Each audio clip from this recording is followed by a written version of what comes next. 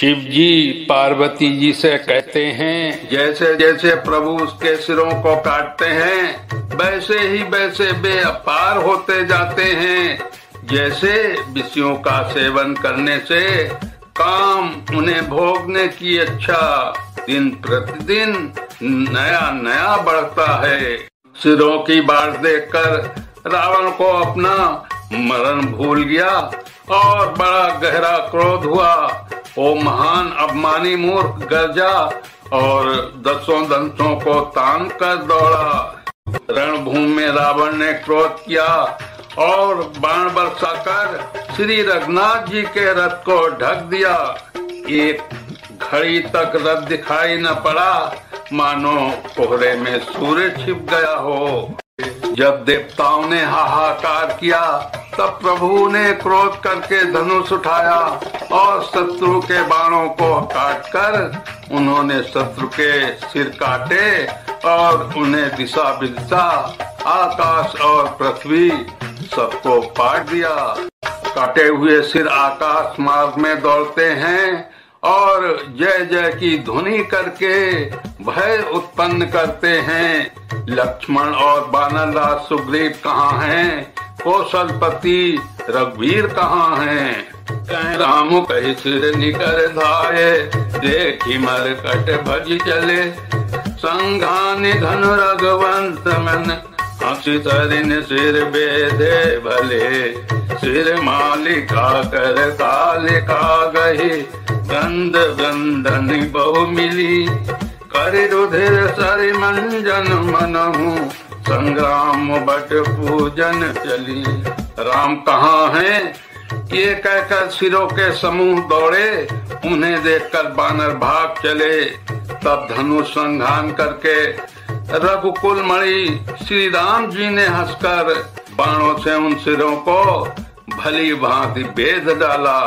हाथों में मुंडों की मालाएं लेकर बहुत सी कलिकाएं झुंड की झुंड मिलकर इकट्ठी हुई और वे रुधिर की नदी में स्नान करके चली, मानो संग्राम रूपी वट वृक्ष की पूजा करने जा रही हों। फिर रावण ने क्रोधित होकर प्रचंड शक्ति छोड़ी। वो विभीषण के सामने ऐसी चली जैसे काल यमराज का दंड हो। अत्यंत भयानक शक्ति को आते देख और यह विचार कर कि मेरा प्रण शरणागत के दुख का नाश करना है, श्री राम जी ने तुरंत ही विभीषण जी को पीछे कर लिया और सामने होकर वो शक्ति स्वयं सह ली। शक्ति लगने से उन्हें कुछ मूर्छा हो गई। प्रभु ने तो ये लीला की, पर देवताओं को व्याकुलता हुई। प्रभु को श्रम शारीरिक कष्ट प्राप्त हुआ देखकर विभीषण क्रोधित हो हाथ में गदा लेकर दौड़े और बोले, अरे अभागे मूर्ख नीच दुर्बुद्धि, तूने देवता मनुष्य मुनि नांग सभी से विरोध किया। तूने आदर सहित शिव जी को सिर चढ़ाए, इसी से एक के एक बदले में करोड़ों पाए। उसी कारण से अरे दुष्ट तू अब तक बचा है, किंतु अब काल तेरे सिर पर नाच रहा है। अरे मूर्ख, तू राम विमुख होकर सुख चाहता है। ऐसा कहकर विभीषण ने रावण की छाती में बीचों बीच गदा मारी और माझ गदा प्रहार घोर कठोर लागत मही पर्यो। 10 बदन सोनित श्रवण पुनि, समारि धायो रिस भर्यो। 2 भिरे अति बल मल्ल युद्ध, विरुद्ध एक हनई। रघुवीर बल द्वर्पित विभीषणु, घाल नहीं ता कहूँ गनई। बीच छाती में कठोर गदा की घोर और कठोर चोट लगते ही वो पृथ्वी पर गिर पड़ा। उसके 10 मुखों से रुधिर बहने लगा। वो अपने को फिर संभाल कर क्रोध में भरा हुआ दौड़ा। दोनों अत्यंत बलवान योद्धा भिड़ गए और मल्ल युद्ध में एक दूसरे के विरुद्ध होकर मारने लगे। श्री रघुवीर के बल से गर्वित विभीषण उसको पाषाण के बराबर भी नहीं समझते। शिव जी कहते हैं, हे उमा, विभीषण क्या कभी रावण के सामने आंख उठाकर भी देख सकता था, परंतु अब वही काल के समान उनसे भिड़ रहा है। ये श्री रघुवीर जी का ही प्रभाव है। विभीषण को बहुत ही थका हुआ देखकर हनुमान जी पर्वत धारण किए हुए दौड़े। उन्होंने उस पर्वत से रावण के रथ, घोड़े और सारथी संहार कर डाला और उसके सीने पर लात मारी। रावण खड़ा रहा, पर उसका शरीर अत्यंत कांपने लगा। विभीषण वहां गए जहां सेवकों के रक्षक श्री राम जी थे। फिर रावण ने ललकार कर हनुमान जी को मारा। वे पूंछ फैलाकर आकाश में चले गए। तो रावण ने पूंछ पकड़ ली। हनुमान जी उसको साथ लिए हुए ऊपर उड़े। फिर लौटकर महाबलवान हनुमान जी उससे भिड़ गए। दोनों समान योद्धा आकाश में लड़ते हुए एक दूसरे को क्रोध करके मारने लगे।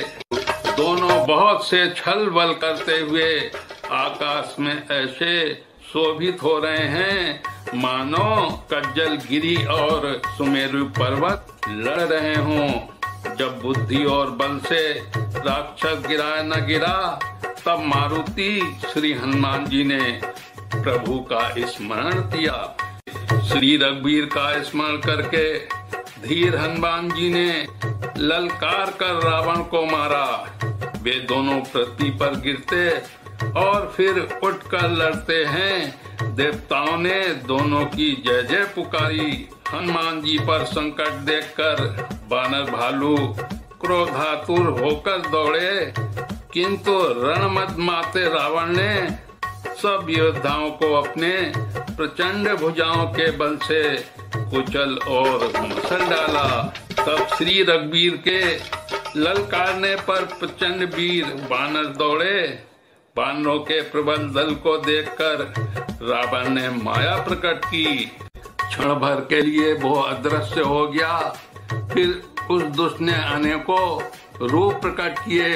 श्री रघुनाथ जी की सेना में जितने ऋक बानर थे, उतने ही रावण जहां तहां चारों ओर प्रकट हो गए। बानरों ने अपरिमित रावण देखे। भालू और बानर सब जहां तहां इधर उधर भाग चले। बानर धीरज नहीं धरते। हे लक्ष्मण जी, हे श्री रघुवीर, बचाइए बचाइए, यो पुकारते हुए वे भागे चले जा रहे हैं। दसों दिशाओं में करोड़ों रावण दौड़ते हैं और घोर कठोर भयानक गर्जन कर रहे हैं। सब देवता डर गए और ऐसा कहते हुए भाग चले कि हे भाई, अब जय की आशा छोड़ दो। एक ही रावण ने सब देवताओं को जीत लिया था, अब तो बहुत से रावण हो गए हैं। इससे अब पहाड़ की गुफाओं का आश्रय लो, अर्थात उनमें छिप रहो।